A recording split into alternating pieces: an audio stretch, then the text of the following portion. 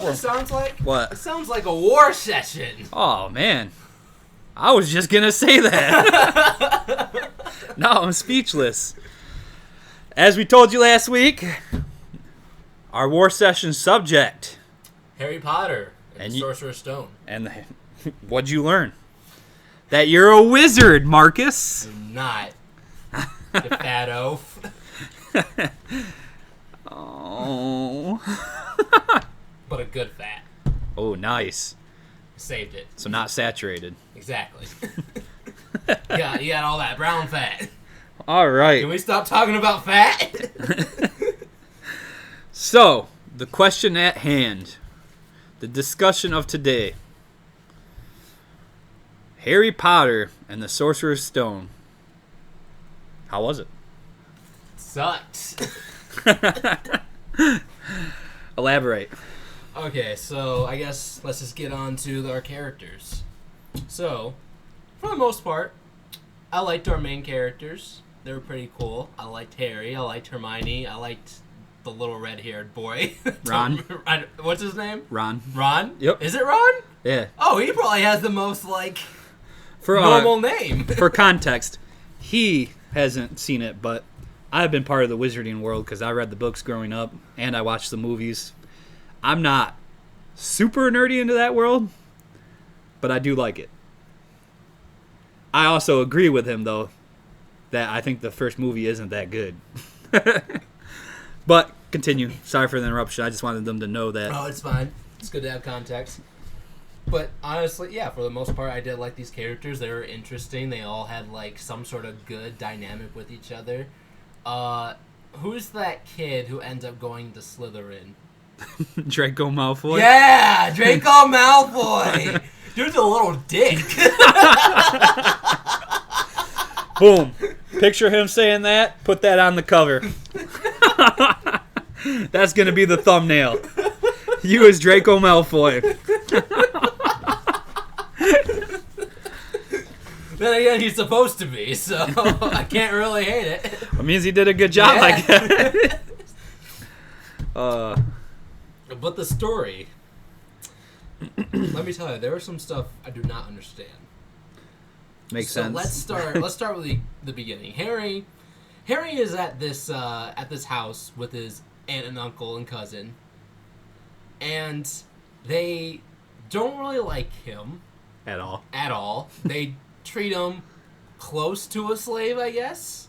Does like some of the housework and the cooking and stuff like that. Don't celebrate his birthday. His cousin is also a dick. Yep. And so he eventually gets this letter to Hogwarts. And Just one?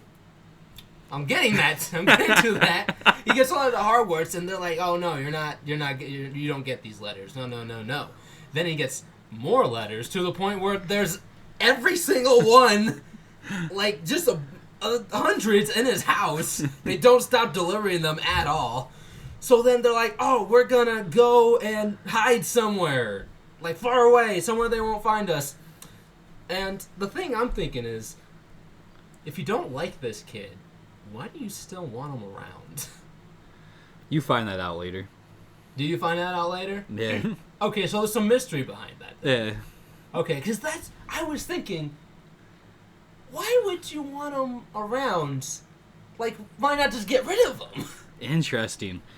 Why not just get rid of him? If you don't want him, you clearly don't want him around. You treat him like crap. I could totally see how somebody who hasn't like read the books I could see that.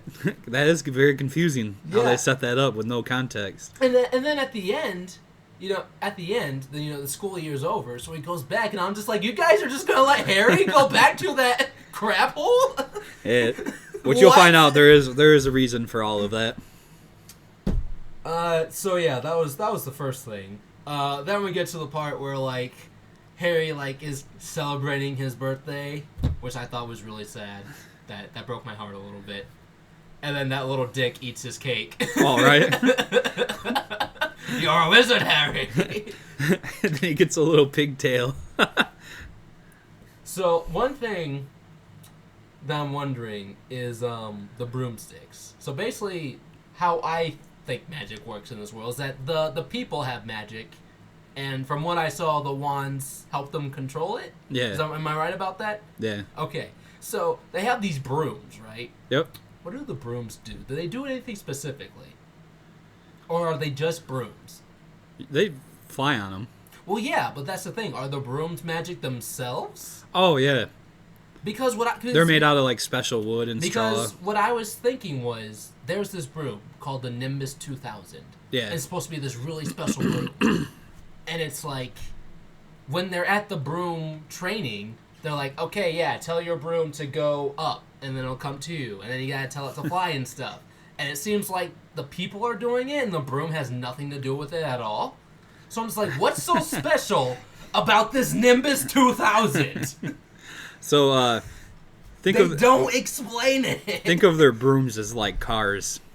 So, like, there's older model cars, there's newer models, there's ones that go faster than... Yeah. I was thinking, okay, these must be, like, some type...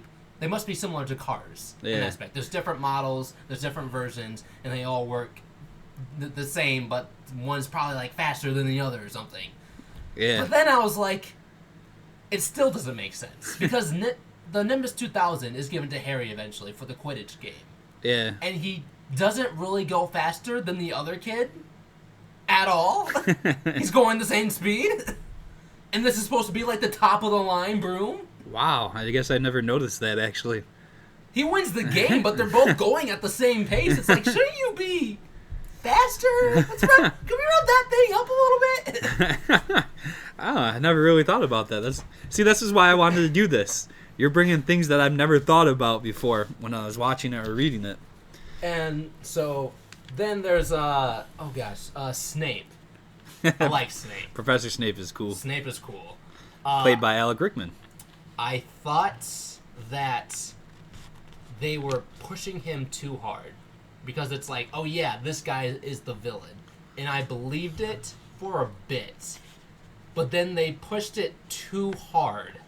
I forget how they did it, but it just gets to the point where I'm like, this guy isn't evil. Someone else is behind this. Yeah. Professor Snape will be back. I'm sure he will. I believe in the book, when you're reading it, you believe that Snape is the bad guy. She does a pretty good job of making you think that he's the bad guy the whole time. I think what you say is true. The movie does lean on it a little too hard, linger on the scenes a little too hard. But, yeah. Yeah, I forget what scene it was, but there was something in there where I was like, this guy can't be the bad guy. Someone else is the bad guy. But the guy who was the bad guy was a good twist. I did not see it coming. Nice. That's exactly how people felt in the book, too. He just kind of was like... I was thinking... There's a troll in a dungeon! Thought you ought to know. Passes out. You'd be surprised how many times I quote that one line. And why did the troll go to the bathroom, though? He went specifically to the bathroom. I never thought about that. Maybe that's because, like, the hallways were empty, so maybe he smelled Hermione in the bathroom. Maybe. Which, now that I say that out loud, sounds really creepy. Yeah! Especially since she's a little girl at the time. I smell you in the bathroom. I can smell you! What'd you think about that snotty wand when he sticks the wand up in the... That was gross. Yeah. That was gross. That wand he has used to belong to Voldemort, right? Yeah. Yeah, so it's like, they said, like, the wand chooses you. And I thought that was pretty cool. As far as the movies go, I'm sure people are gonna not like me saying this, but as far as the first and the second movie go, I feel like when I watch them, the cinematic pacing and how they're presented are a lot different from 3 to the ending. So, because I like the books, as the first two, I like them as setting up. Like when I'm gonna watch them all, I'll start with the first two, because they're in order. But I really am not a big fan of the first two. They're not... Yeah, I thought the pacing was fine until I was like, this movie feels too long. Like, I was watching it, and I was like, when is this thing going to end? Did you find anything that you did like in it? Like, if you weren't going to look at it as a movie and you're just going to look at, like, certain aspects, like, was there a certain charm to it? Or? Yeah, actually, there was a certain charm to this movie. I think normally I'd give this movie, like a 4 out of 10 score, but it was bumped up to a 5 just because it had that certain charm to it. Nice. Things I did like, I thought the Quidditch game was cool in general. I kind of thought, just, like, thinking there's some sort of thing, the Seeker catches that flying ball. It's like, oh yeah, it's worth 150 points, you automatically win. Yeah. And it's just like, would that be in an actual sport? Would that be an actual rule? Well, I guess... And it only comes in, like, I thought this thing was going to be super fast. It's probably going to be hard to see, but it only came out during a certain point of the game. Well, that's so maybe it's on there for, like, a certain amount of time or something? Yeah, well, it's always flying around since the beginning of the game. Is it? The whole point, which I don't know if they did a good job capturing it in the movie, is that it's, like, this big, and it's just whipping around, so it's really, really hard to see. So you're not... Like, every game doesn't end with them getting the Seeker. You can win by points, but because you've only seen, like, this movie with this only one context, they only show it as in, like, oh, what's the point of getting goals if you're just waiting for somebody to get the Seeker and the goals don't matter? But to circle back, sorry that I keep on clearing my throat on the mic, guys. So, do you know what GameCube is? Nintendo GameCube? Yeah. Okay, so Nintendo GameCube had a game called Harry Potter Quidditch, which I think was one of the best Harry Potter games. I played it a lot. And you got to play as some of the, like, professional teams in the world and stuff, along with, like, the school. And not, like, together, but, like, you could play the school teams, and then you could go up and play in the, like, the pro leagues or whatever the pro teams were. But, jeez. I have something caught in my throat. Hold on.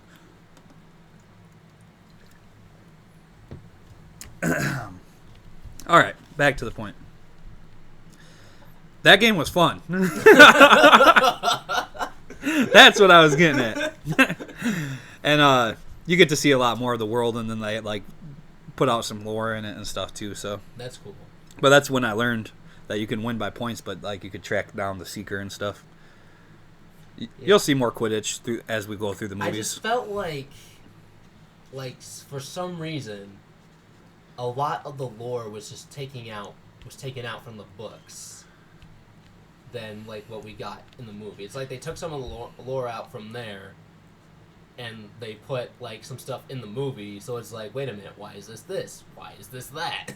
While you're on that subject, just while watching the first movie, would you ever read the book?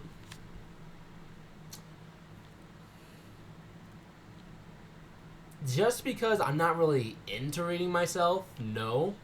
I would say, like, yeah, this seems like a good story. Like, I probably would go and read the book if I was actually, see what they missed out on? Going to reading books. All right. But I don't read them, so no, I won't ever read the book. I don't know if you have anything left to say, but I got 3 more specific questions for you. Okay. So, 1, overall, terrible movie, you thought, right? Yes. All right, moving on. But you said that you did see that there was charm in it. Yes.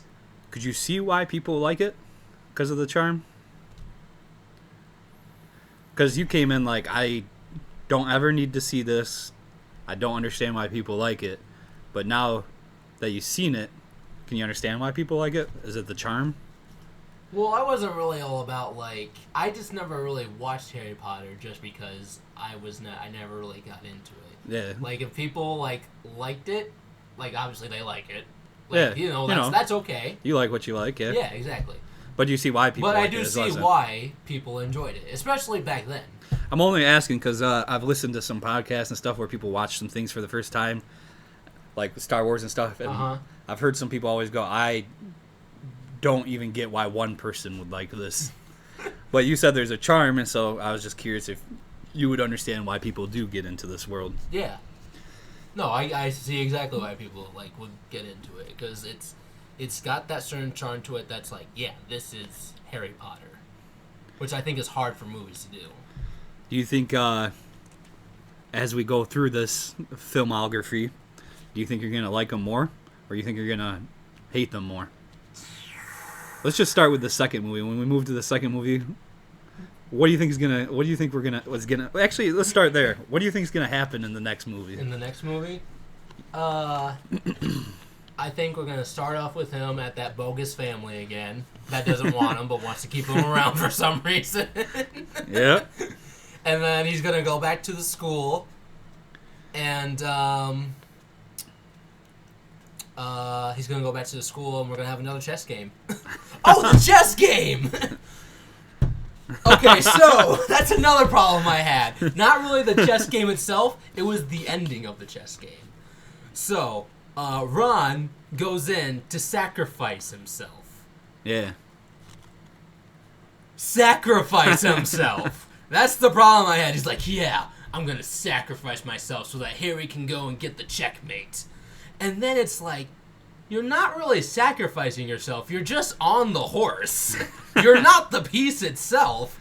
So he just falls off the horse and gets knocked out. And at first I was like, okay, he didn't even drop like 10 feet. Yeah, I can't. But then I'm like, it is a hard floor. Depending on how he fell, he could get knocked out. Does the stone fall on him? Because I know the piece falls apart. The piece falls apart. I don't think any of the stone falls on him, though. Or does the piece fall apart, or does it just fall over? No, it does fall No, apart, right? the piece, crumbles. It falls apart because it was hit.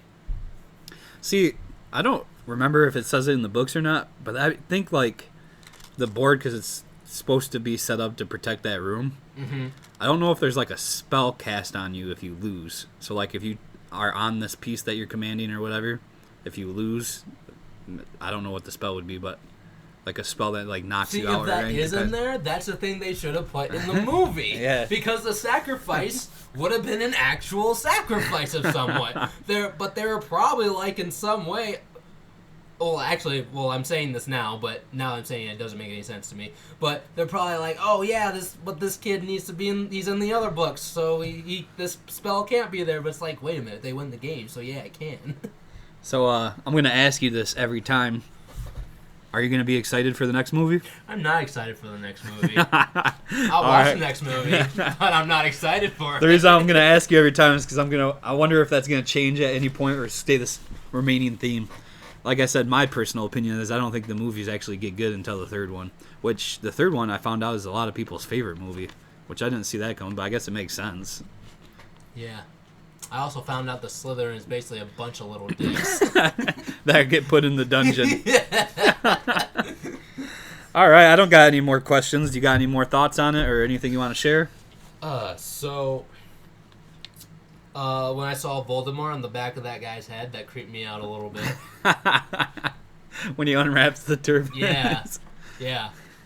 And then... But then, at the same time, he was the one eating the unicorn blood, right? Yeah. So I was kind of at that point, it looked like he had a physical form. Oh yeah, the dark forest. Yeah. Did you like the dark forest? Well, I think that's another problem I had, honestly, because they go into the dark forest, but they also say that students aren't allowed in the forest.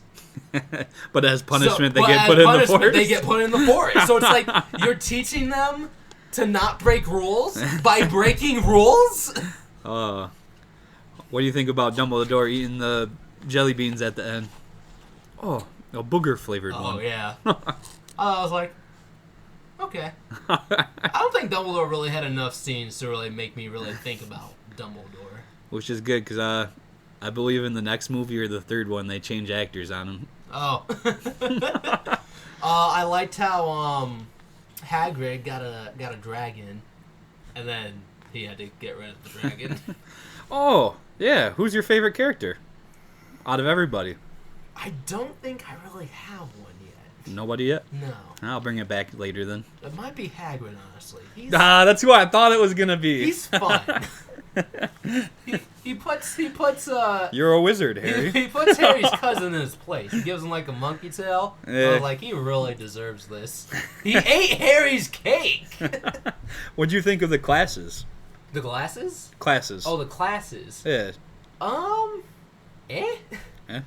I felt like we didn't really spend that much time in the classes, honestly. Yeah. There was like maybe one, you see them more in the other movies, and that's what I'm thinking of. There was like there were a couple, but I think there was only like there were like scenes where they're in the classrooms in general, but I think there are only a couple where like you actually like they learn something in there, and they're having like there's like one scene where they're in a classroom and they're trying to make a feather fly or something, and Hermione's like, "You're saying it wrong."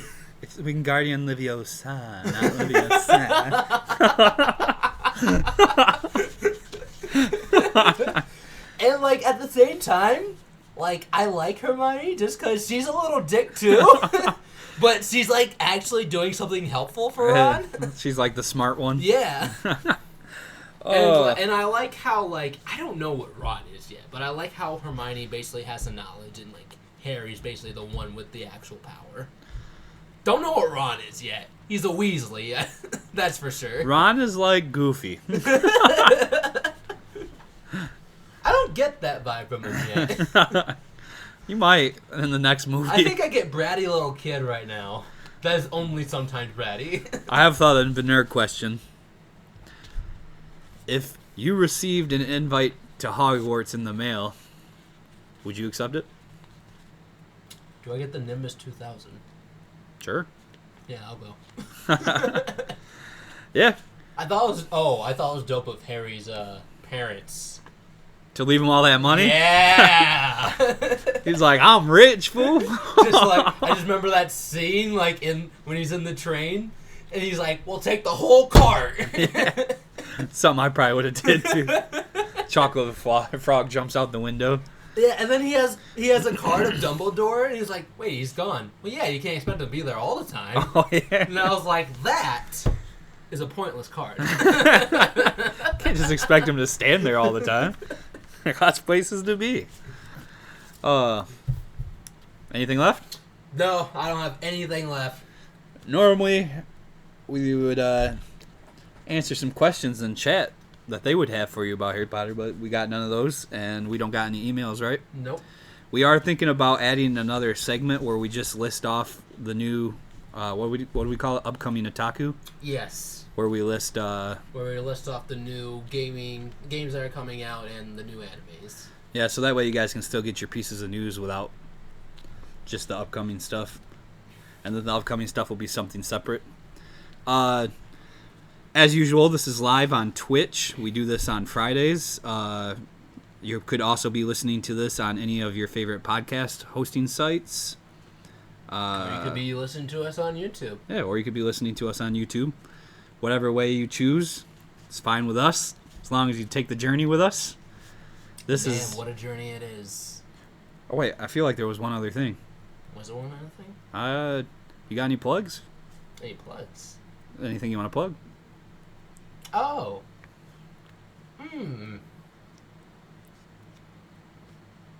Is there anything specific you want me to plug? Well, because I know there's stuff you want me to plug. Specifically, on TikTok, we like to do animation together, and we have... I knew you were going to talk about that. something we've been doing for a while on TikTok called Chibi in Real Life. Chibi IRL. Check us out on there. Check out Ren Yamada on Chibi IRL. Please email us at otakunews@gmail.com. Questions, concerns, anything, we'll put it on our show. If you're listening on a podcast, please rate us 5 stars so other people can see us and we can keep on bringing you this amazing podcast. Oh, yeah. Next week's War Session. Oh, yeah. Next week, tune in to us talking about the first Pokemon movie. Is it just called Pokemon I Choose You? Is that the first movie? I thought it was just called Pokemon the movie. Oh, no, it's just called... I think it's just called Pokemon the movie. So, as Pokemon he's going to go through all the Harry Potter movies, we're also going to go through all the Pokemon movies, which I've only seen the first 3, and then I stopped watching Pokemon. Never seen the first one. Really? Really. Never seen it. Whoa. Yeah. But yet you know about the emotional damage. I've seen the memes. So next week we'll be talking about the emotional damage of Pokemon, the movie. Pika! Pika Pika! I just want to let you know that I choose you. and I choose you. Bye! Bye! Hey guys, Marquando here. On behalf of me and Mike Sensei, just want to say thanks for watching, we appreciate it. If you want to catch early news and early war sessions, be sure to check us out on Twitch every Friday night between 5 and 7. And remember, stay otaku.